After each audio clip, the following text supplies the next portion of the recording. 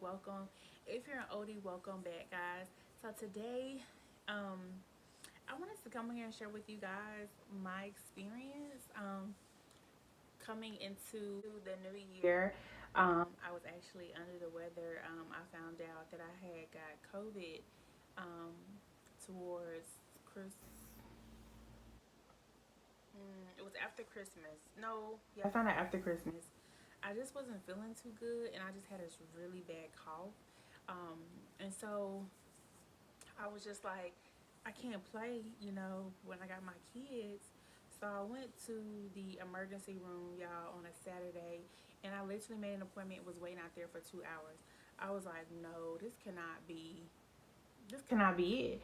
Like, I got a call, so I called him, like, I was like, so, am I still good to, like, just making sure that my appointment was still there, because I was just trying to figure out why has nobody called me. It's been 2 hours, and there was other people there, but the way they had it set up was that your appointment time would be your appointment time, and to come early so they could get you in the system so that we could get the ball rolling. So that's what I just assumed would happen. So I ended up having to reschedule the visit for the next day, early in the morning, first appointment when they wake up, when they open up. So I went and got my test done, and I was already, just because I was feeling some type of way and not sure 100%, like, I didn't want to be one of the people that just dusted off like a cold or something.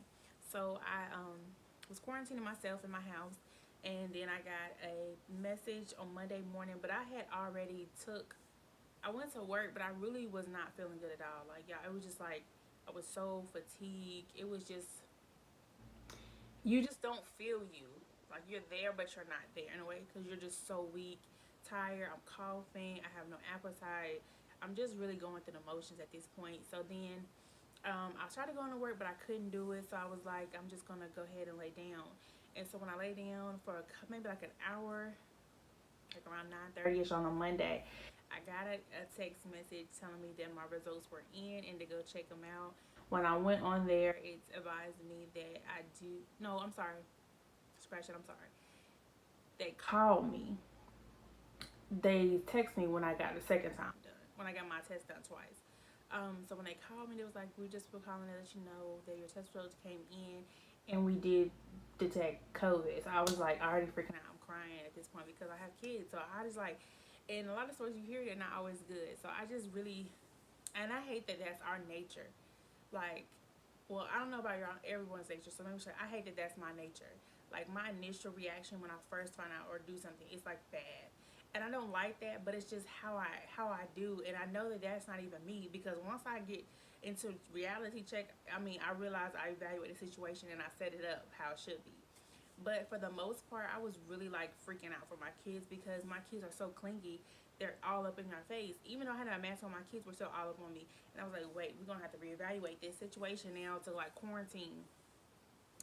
So I literally was like really week. And then what made it even worse, my body was hurting and aching so bad. Like, my back was just like, oh, don't touch me. Like, if you touch me, it hurt. And I don't even know how that even works, but it was just hurting me to touch me. And so I really was like, I was really out for really about a week, um, where I was just really not even moving, moving too much, eating, drinking, all that. It was really into the second week that I was really kind of like slowly could feel myself feeling a little bit better, getting an appetite, wanting to move more, um, and just eating better. One of the things that I did lack, I couldn't smell. Sorry, I just like to smell it, because I couldn't smell and I couldn't taste. And it's the weirdest thing in the world to not be able to smell something or eat something. And I think that's something that I took for granted also, was because I was always able to smell and drink. So I never thought that that could come, be taken from me, until it was taken from me. And then I'm sitting here trying to eat food, and then trying to still order food like I normally order food, telling my husband, and I can't even taste it. So I'm like being picky about, I wanted some wings from KFC, and I said I wanted honey barbecue. Like, why did it even matter when I can't even taste it? But one thing I could do, like, even though I couldn't taste it, is like when it got in my body, I knew it was spicy, because my body still reacted the way it would. So, like when you eat something hot and spicy, your nose may flare up, or your throat and stuff. That's how my body still reacted, even though I couldn't taste or smell it. So, like, I could have went and did a challenge on like the spiciest food, taste and ate it, and no reaction, nothing could have happened, but my body would have still reacted to it, if that makes sense. So that's how my smell and taste was. And it was so crazy because what I could smell when it started to come back, it was like a faint smell, and it smelled weird. I don't even know what it was. It was just like my husband's trying to tell me, was it smell like anesthesia? And I was like, I didn't know anesthesia had a smell, so I don't know about that one. But I was like, it just smells like, it smells funny. I couldn't put my nose on it. I couldn't put my hand on it, like how it smelled, but it was just weird. And I don't know if it was because I'm just masked in and it was just a mask that I was smelling or what. But even after I had took the mask off, I could still smell it in the air. So I don't know if that would just had an effect, but like that was really weird for me. What I will say, like now, that I've had to deal with is because the coughing a lot has resulted to me to use my inhaler more. And I do have asthma, but I never had the asthma where I had to use my inhaler, you know, in months sometimes. You know, it's just like an as needed type of situation. But now, like yesterday, I was coughing. Like when I get like these coughing moments where I just keep coughing, I start to wheeze. And when that happens, then I have to use my inhaler. And it's happened multiple times. And I found that be happened to me after more since I've had COVID. And so once once that second week, I was like, okay, you know, everybody's feeling good, you know, whatever the case may be. Um, it's time to go back to work, and I was like, let me go ahead and get tested. But let's rewind in the second week. The first week when I really wasn't feeling good, and just to get my daughter and my kids away so they can go play because they weren't in school or nothing like that during that time.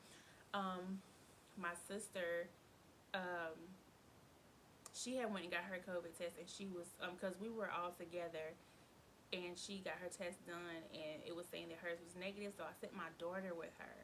But my sister, after she did her test, she started saying her throat and stuff was hurting. So I was like, oh my gosh. So she ended up getting another test done within that time frame that I was out for those 2 weeks, and she ended up testing positive. So I was like, oh my gosh, my kids was up there. So we had to end up all going and get a COVID test again the second time, which kind of fell around the time where it was time for me to get another one to get checked. So I waited at least 2 days after my sister told me that she received her test that was positive, and we went to one of the a local coliseum here where we live, and we got our test completed, and it told us that we were all negative, which was good.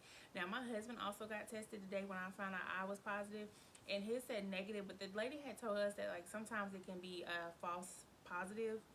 So like saying like even though it tests negative, he could still have it and it just didn't show, because they said we should still act like we have it. So when he was home like helping me out and stuff, he started to not feel good. But you know, I kind of like dusted off because of the fact that his test came back negative, and I was just unaware. But he had lost taste, some of his taste, and some of his smell, even though his test came back negative. So we were just all really kind of like self quarantine after that. We were just like in the house, like, listen, we ain't going nowhere. Postmate at the door, keep it moving.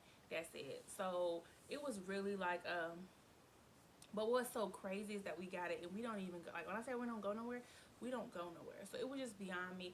But we got it Christmas Eve. Me and my family got together, and one of my family members were sick, and they were saying they thought they had a cold, and you know I really wasn't thinking of it at that time, and we were just socializing, gathering, whatever like that, and I happened to drink something that they had, but I wasn't even thinking because you know it's been so long since I got together with family that when we initially got together, it was just like good to be in the presence. Like, you know, it's been a long time since you've been together as a family. So when you got together, you're not really thinking about everything. And, you know, when it happened, I didn't even think about it. And I still didn't think about it after the days after that.